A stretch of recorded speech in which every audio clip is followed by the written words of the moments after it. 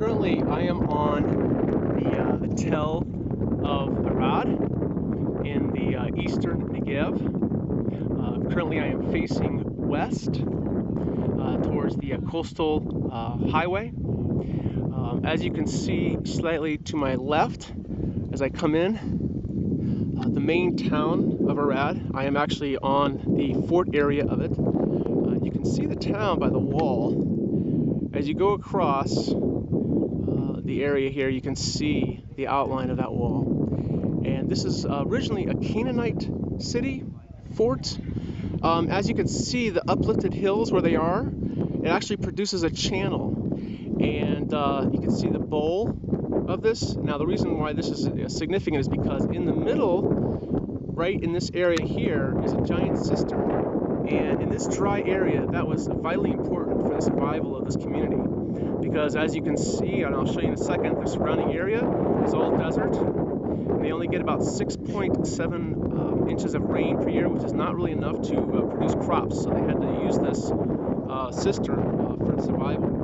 And the primary soil is Eocene, which is a soil that they use specifically to plaster the inside of the cistern. And this is how we were able to produce this type of survival. But in this area also, and I'll scroll out a little bit here, this whole land here is not really near any major routes.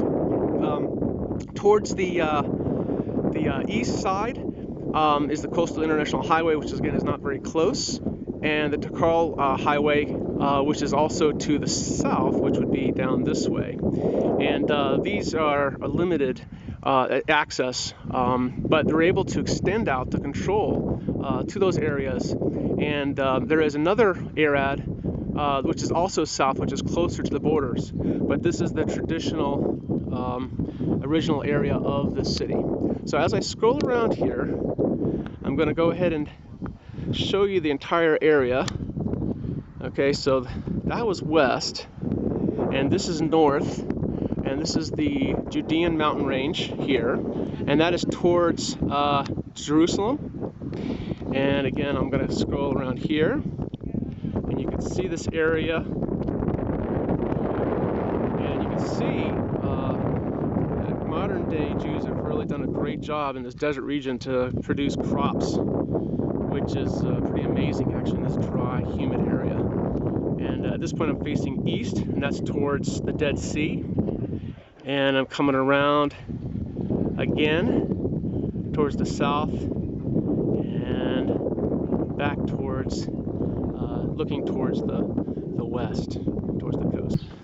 Okay, so currently I'm in the central area of the Arad in the eastern Negev. To give you, this is the major fort area, and I am standing in the town part of Arad. You can see the aspect of the size by, you see some people up there, and it took me about 15 minutes to walk down. This whole area is about 28 acres, and the way that this place was able to decide, because they only got 6.7 inches of rain per year, and so as you can see from this area, we're kind of in a valley, and the walls around this area was used as a funnel to guide the water down into a cistern. So you see, we're kind of in a bowl of this town, Arad. So I'm just going back again to the left. But this is, again, you can see the part of the town, and the rest of the town is down south there. So if I look down here, this is the cistern. And so this is where all of the water would have gone into for the community to be able to survive in this wilderness area. So currently I am looking into the cistern of the Arad. You can see my shadow over there. It's about, I'd say, if I scroll back a little bit, it's about 25 feet from end to end in a circular pattern. And it's pretty deep. I would say it's a good 200 to 300 feet down. You see pigeons on this in the bottom and on the side. It's interesting because this one is not even close to being filled in like some of the other cisterns that we've seen. So it gives you an idea of the size of this community. It's about 2,800 people on about 20 acres of land. And again, we're in the bowl bottom of Arad, and I'm just doing a circular pattern so you can see exactly where this is. And again, it's about 25 feet across, maybe a little bit more, and I'd say about 200 to 300. I am currently on the Tel of Arad in the eastern Negev, and I am on the top near the sanctuary. So I'm going to be walking to my right here.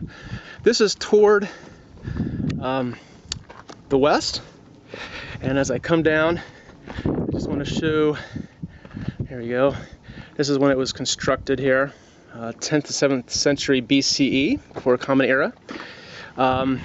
This was part of Jeroboam's southern border, this fort here, and inside this fort is this temple. Over to my right here, as you can see by the sign, this would have been the sacred altar. And this is undressed stone, uncut, unchiseled stone that they have taken into the middle of the altar. And to the left of this is the court of the sanctuary, and behind that is the Holy of Holies.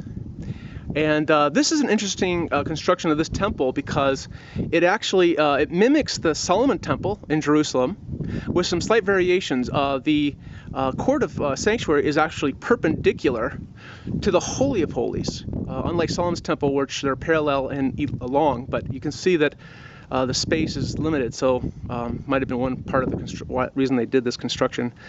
And the Holy of Holies, if you can see this, it actually has 3 incense altars. One to the left, you see, and one to the right, very at the front. And in the back, you'll notice, some stones that might have been the representation of the commandments. In this area, there might have been henotheism, which is polytheism, representation of multiple gods. But unlike polytheism that worshipped many gods, they selected only one god to worship. And again, they recognized multiple gods but worshipped only one. Probably one of the reasons why there are 2 incense altars here instead of the one. And this might have been the influence of the Canaanite culture that existed, and with the close proximity to Egypt and other surrounding cultures that this developed in this region. And one of the reasons why idol worship became so strong here, because there weren't any Torahs or reading texts in this area, and most people were illiterate at this time, and especially in this area, so they would not have known the law, the Torah, and so they just developed from the communities that existed in this area. But they did have some influence from the Jewish religion, because they did have the Holy of Holies here. And this probably existed again during the time of Solomon that constructed this area. And then later was this other worshiping came about. And it was during the time of Josiah and Hezekiah that destroyed a lot of the idol worships in the high places. But in the lower places, like in Arad, they continued to worship other idols. And this was the great sin that Yahweh spoke about, and one of the reasons for the discipline of Israel throughout their biblical history. And again, I'll just kind of cross around here, and you can see where we are in respect to the rest of Arad. Again, we're at the very base of this. This top right here was probably constructed during the Hellenistic period, and the top of the fort. And again, we're coming around again and facing west. So this is just an excerpt of different things, but as you can see, I'm still on the Tel of Arad. And again, if you look up here, there's the fortress and the town of Arad, the biblical area. And down further south, you see the main town. Not very big. Wouldn't even call it a town, really. But you know, here's a sheep herder. There's the herder right there, a shepherd, and there's the sheep and goats. And in the background, you see a lot of sheep. And this is just something that we've continually seen in this area. But I just thought it'd be interesting to show the different shepherding in this area, because there's really no farming that you can do in this area because of the dryness. But sheep and goats, they can pretty much survive anywhere. They eat all the stubble and everything that's existing, and it's, you know, as you can see, there's no greenery. It's just all brown stubble that they're able to digest and eat and survive in this